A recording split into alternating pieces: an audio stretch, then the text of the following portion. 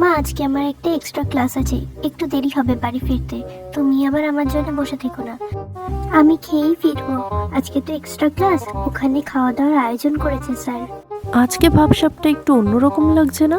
ঠোঁটে লিপস্টিক, চুল ছেড়ে কাজল পড়ে যাচ্ছে, কি ব্যাপার? আজকে তো 14ই ফেব্রুয়ারি, ওই জন্য এক্সট্রা ক্লাসের বাহানা দেওয়া হচ্ছে না। দাঁড়া, হচ্ছে তোর। ঠিক আছে, তোর স্যারের নাম্বারটা দে তো, একটু কল করে দেখি তোর কিরকম স্পেশাল ক্লাস হচ্ছে। এই রে, ধরা পড়ে গেলাম না তো? মা কিছু বুঝে ফেললো না তো? সবটা ম্যানেজ করতে হবে। স্যারকে ফোন করবে কেন আবার? আমার উপরে কি তোমার বিশ্বাস নেই? তোকে যেটা বলছি সেটা কর।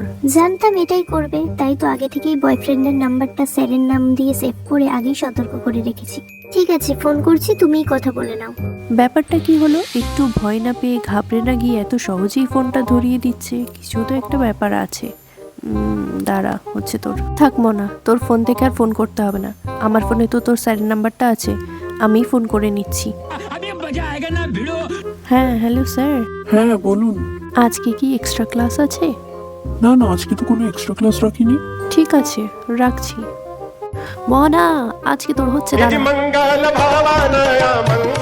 সাবস্ক্রাইব।